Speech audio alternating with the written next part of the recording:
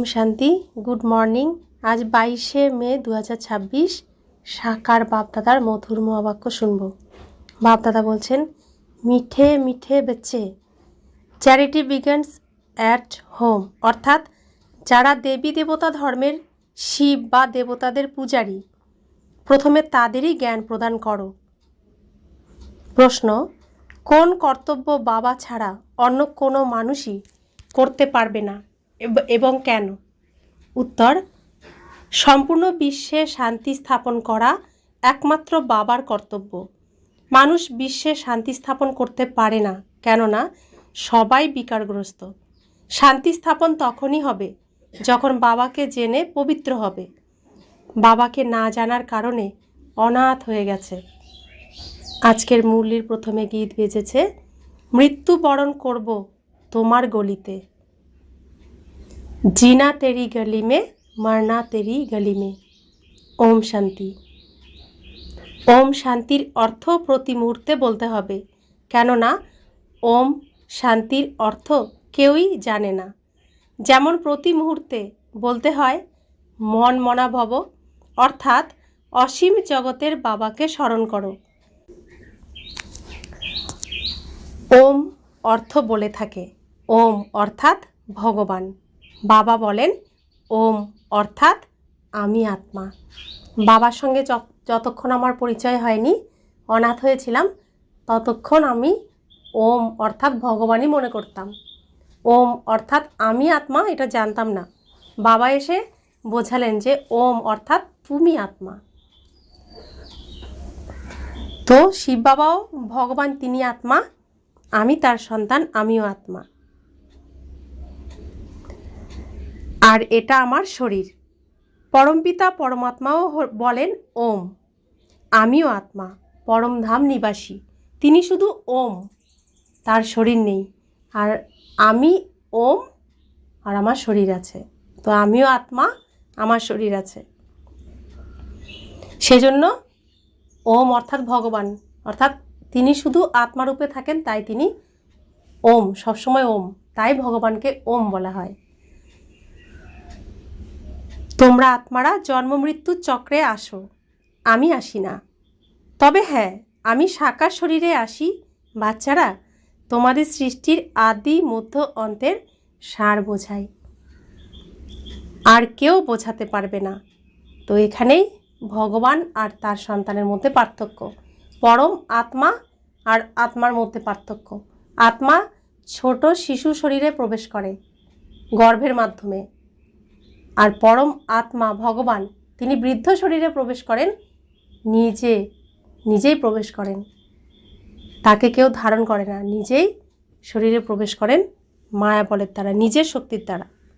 তো এখানেই ভগবান, পরম আত্মা আর আত্মার মধ্যে পার্থক্য। আর এইসব কথা কোনো মানুষ বোঝাতে পারবেন না ভগবান ছাড়া। যদি নিশ্চয় অটুট না থাকে, অটুট বিশ্বাস না থাকে, তবে সম্পূর্ণ দুনিয়া ঘোরা উচিত, খোঁজা উচিত যে আর কেউ আছে যে সৃষ্টির আদি মধ্য অন্তের নলেজ দিয়ে থাকে। পরমপিতা পরমাত্মা ছাড়া সৃষ্টিচক্রের আদি মধ্য অন্তের রহস্য কেউ বলতে পারবে না, কেউ রাজযোগ শেখাতে পারবে না, পতিতদের পবিত্র করে তুলতে পারবে না। সর্বপ্রথম যারা দেবী দেবতাদের পূজারী, তাদের বোঝানোর জন্য পুরুষার্থ করো। আদি সনাতন দেবী দেবতা ধর্মাবলম্বীরাই সম্পূর্ণ 84 জন্মগ্রহণ করেছে। তারা যথার্থ রীতিতে বুঝবে। পরে যারা এসেছে তারা 84 জন্ম নিতে পারে না। এসব তারাই শুনবে যারা দেবতাদের পূজারী এবং গীতা পড়বে। গীতাতে শুধু একটাই ভুল হয়েছে, ভগবানের পরিবর্তে শ্রীকৃষ্ণের নাম রাখা হয়েছে। সুতরাং গীতা পাঠ করেন যারা, তাদের বোঝানো উচিত, জিজ্ঞাসা করা উচিত, পরমপিতা পরমাত্মা শিবের সাথে তোমার কি সম্পর্ক? শিবকে ভগবান বলা হয়। শ্রীকৃষ্ণ তো দৈবীগুণ সম্পন্ন, তার দৈবী রাজধানী ছিল, যেখানে সবাই দৈবীগুণ সম্পন্নরা ছিল। এখন তারাই আবার পূজ্য থেকে পূজারী হয়েছে। সুতরাং প্রথমে আদি সনাতন দেবী দেবতা ধর্মাবলম্বীদের বের করতে হবে। Charity begins at home. যারা শিবের পূজারী তাদেরও বোঝাতে হবে শিব আসেন তবেই তো তার জয়ন্তী পালন করা হয়। তিনি পরম পিতা, পরম আত্মা। এসে নিশ্চয়ই রাজযোগ শেখান, যা অন্য কোনো মানুষ শেখাতে পারে না।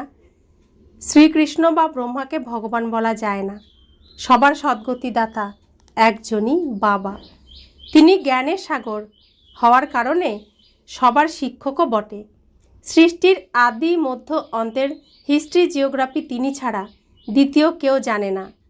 বাবা বলেন, আমাকে জ্ঞানের সাগর, চৈতন্য বীজরূপও বলা হয়।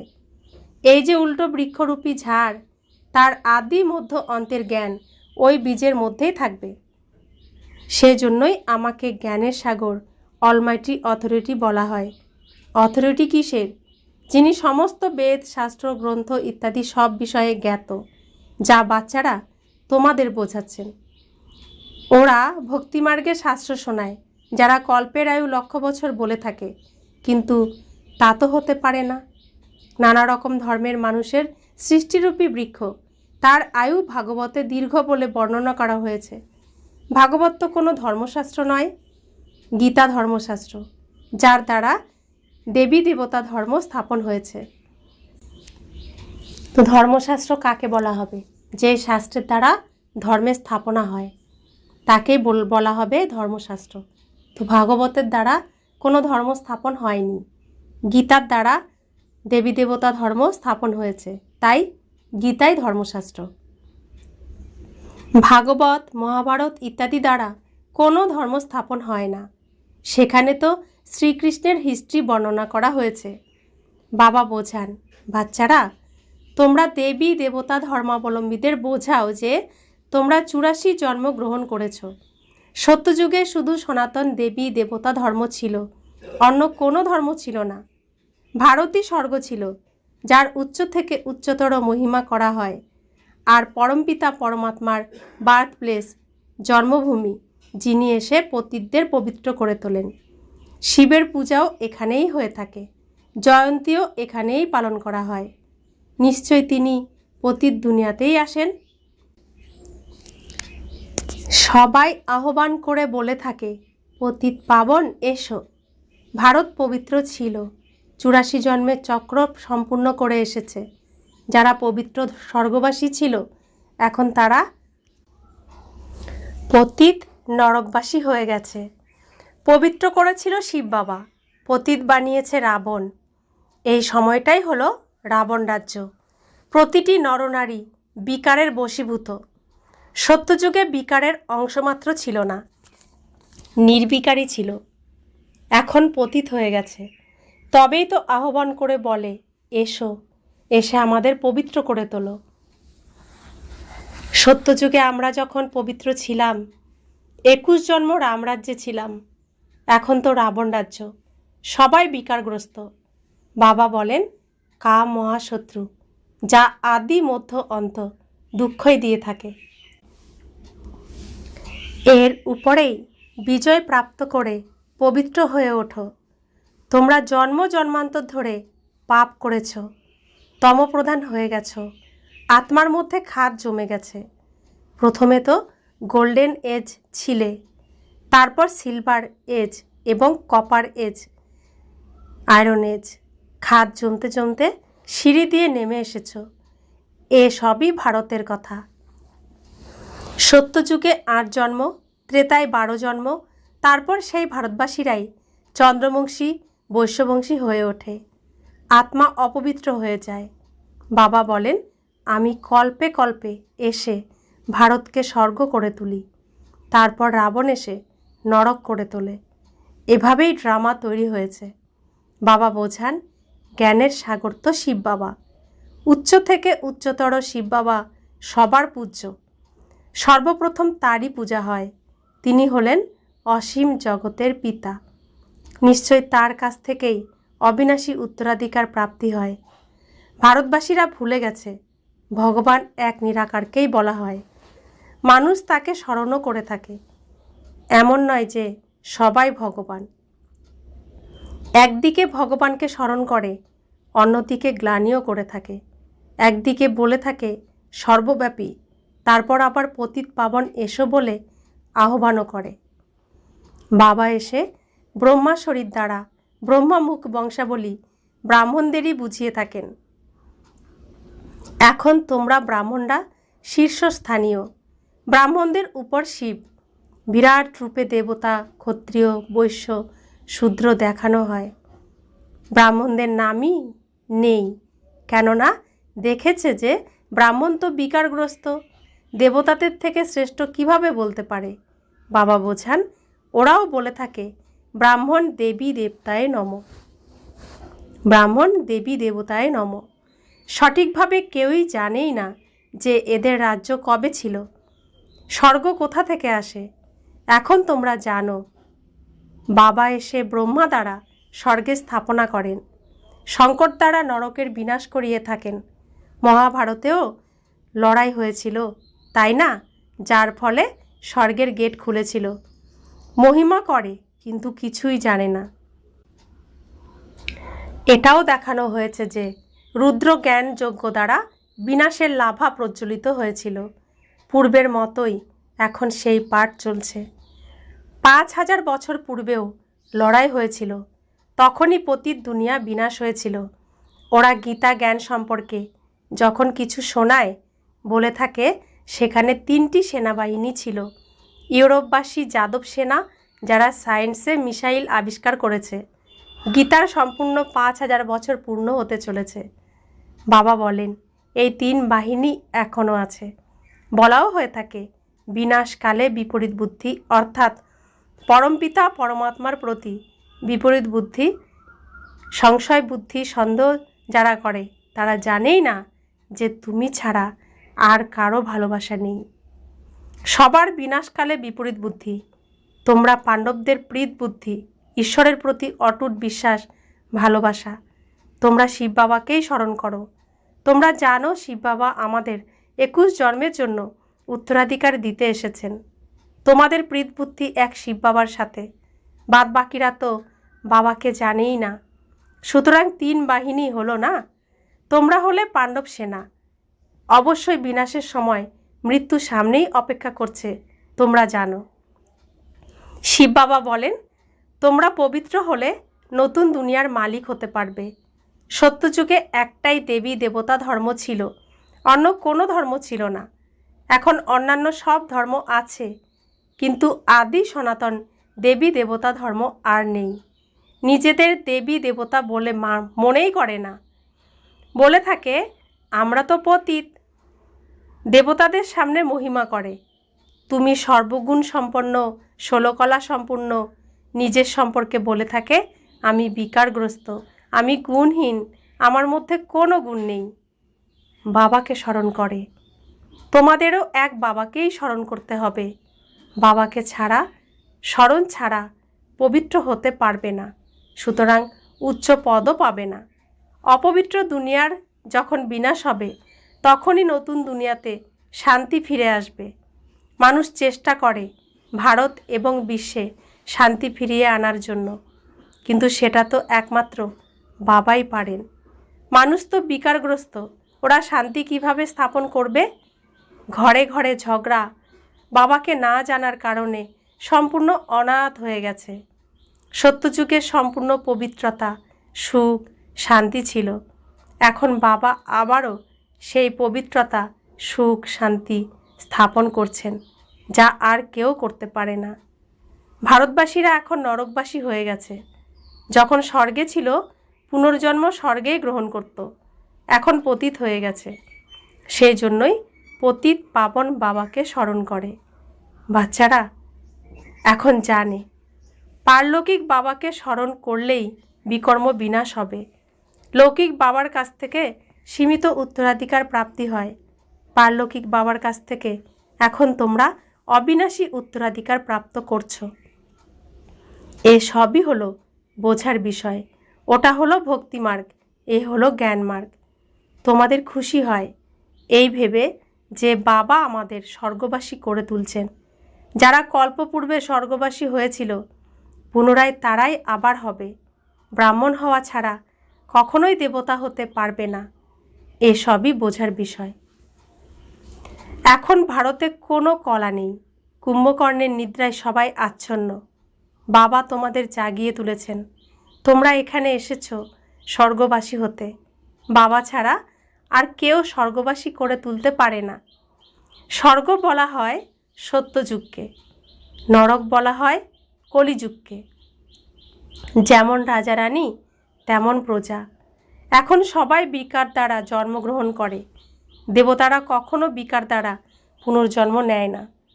বাচ্চারা বাবার কাছে পবিত্র হওয়ার প্রতিজ্ঞা করে থাকে, কিন্তু চলতে চলতে পরাজিত হয়ে পড়ে। সুতরাং উপার্জনও কমে যায়। বড় জোরে চোট পায়। অবাক হয়ে জ্ঞান শোনে, অন্যদেরও শোনায়, তারপর চলে যায়। যদিও সাক্ষাৎকার করে, কিন্তু সেখানেও মায়ার অবাধ প্রবেশ ঘটে থাকে। যেমন রেডিওতে একে অপরের কথা শুনতে না পেরে মাঝখানে গড়বড় করে দেয়, ভুলভ্রান্তি করে দেয়, এখানেও এরকমই হয়। যোগে মায়া বিঘ্ন সৃষ্টি করে। সম্পূর্ণ পরিশ্রম তো যোগেই। যোগ ভারতের প্রাচীন বলাও হয়ে থাকে।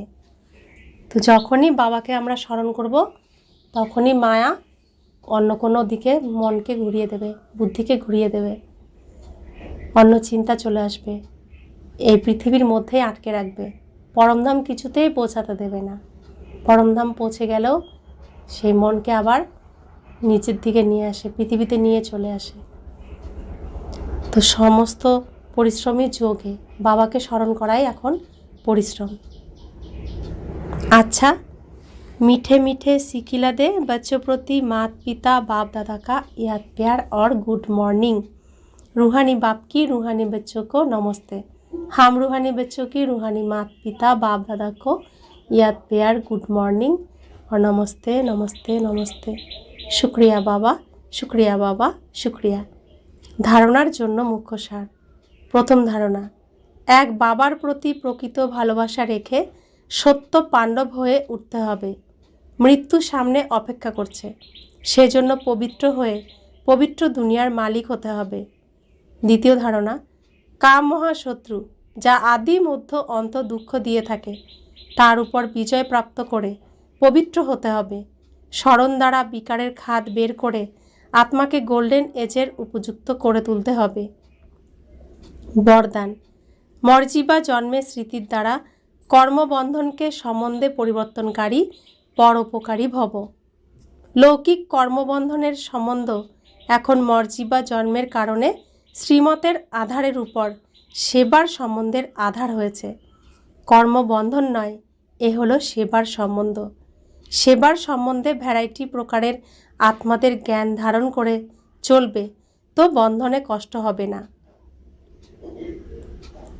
যদি অতি পাপ আত্মা অপকারী আত্মার সাথেও ঘৃণার পরিবর্তে দয়াবান হয়ে দয়ার ভাবনা রেখে সেবার সম্বন্ধ মনে করে সেবা করবে, তাহলে সুনামধন্য বিশ্ব কল্যাণী বা পরোপকারী গাওয়া হবে। স্লোগান, সময় বা পরিস্থিতি অনুসারে বৈরাগ্য এলে তো এটাও হলো অল্পকালের বৈরাগ্য।